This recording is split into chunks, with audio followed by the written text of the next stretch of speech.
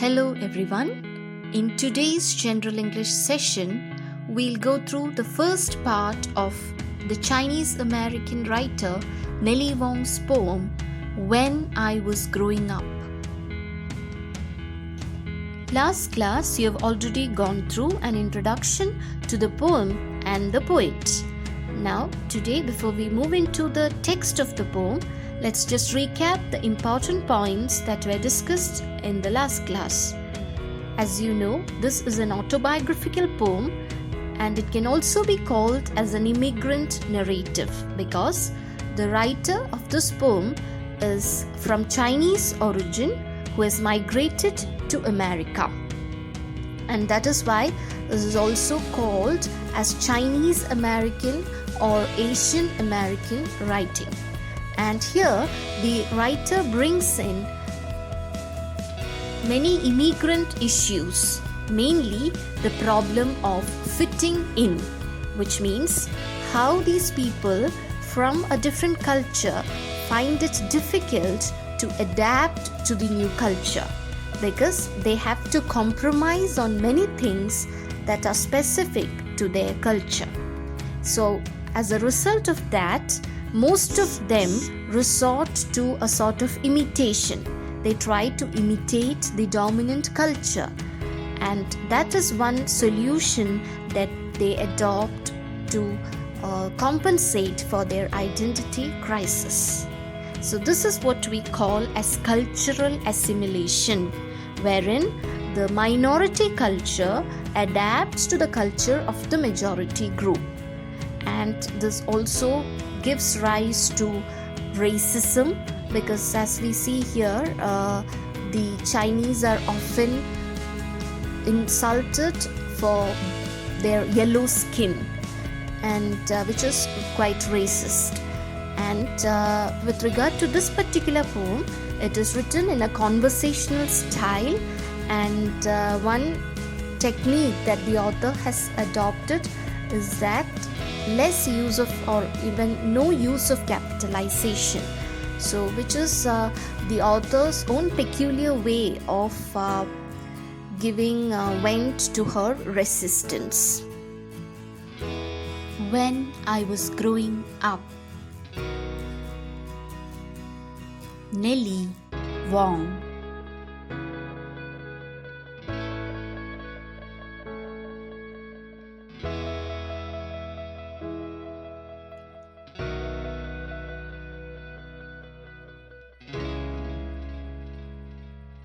I know now that once I longed to be white.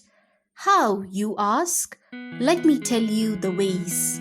When I was growing up, people told me I was dark, and I believed my own darkness in the mirror, in my soul, my own narrow vision. When I was growing up, my sisters with fair skin got praised for their beauty, and I fell further, crushed between high walls. When I was growing up, I read magazines and saw movies, blonde movie stars, white skin, sensuous lips, and to be elevated to become a woman, a desirable woman, I began to wear imaginary pale skin.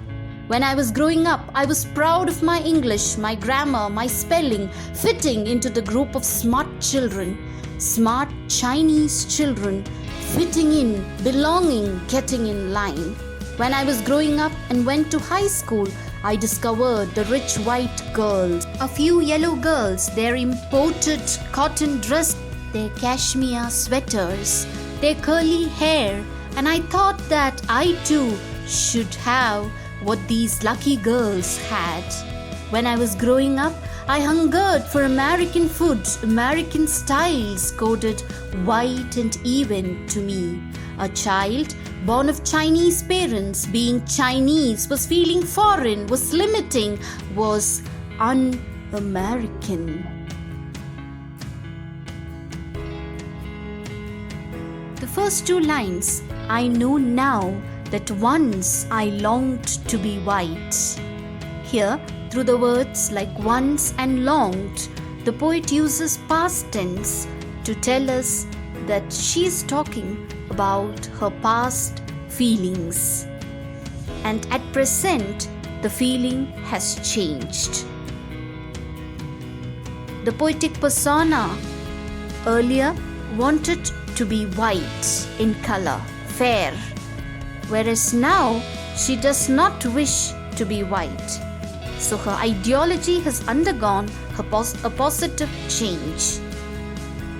And as we move on through this poem, with each stanza, we find that the writer is also growing up from being a child to an adolescent and finally to a woman who has an ultimate grasp of self-worth, which is not determined by such physical concepts of beauty.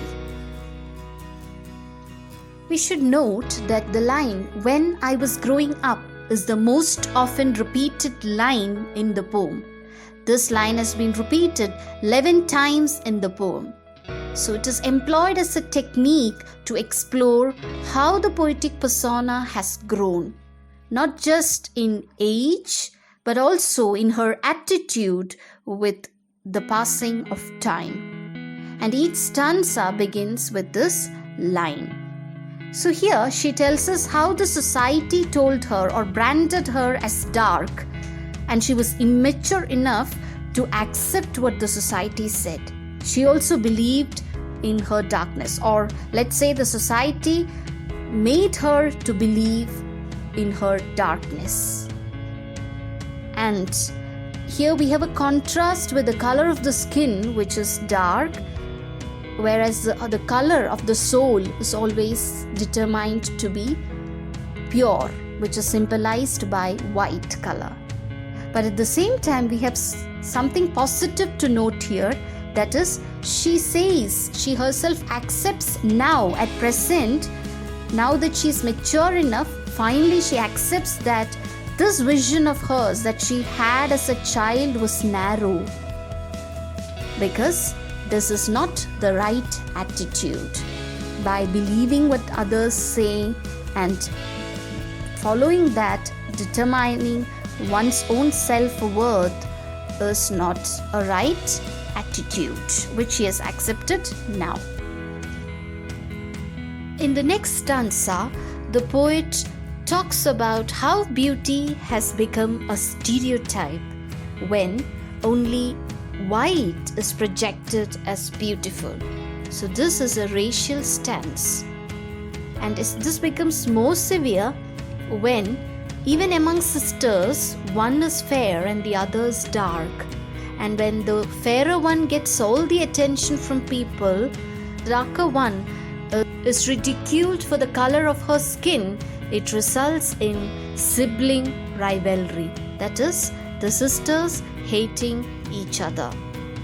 And not just that, the person who's made a victim to this racial injustice gets depressed. In the next stanza, the poet depicts her deep desire to be assimilated to the dominant culture. And this desire is further kindled or encouraged by the popular media, which endorses such physical concepts of beauty. And in this stanza, the poet takes us through different images of beauty, like blonde hair, golden hair, fair skin, sensuous lips. All these make a woman desirable, make a woman attractive. So in order to achieve that, the writer or the girl also tries to apply makeup. But unfortunately, since the standard is always set as fair, this color of the skin should be fair, which in her case, unfortunately, compared to her counterpart, a Western girl who already has a fair skin, she just needs to apply simple makeup to become desirable.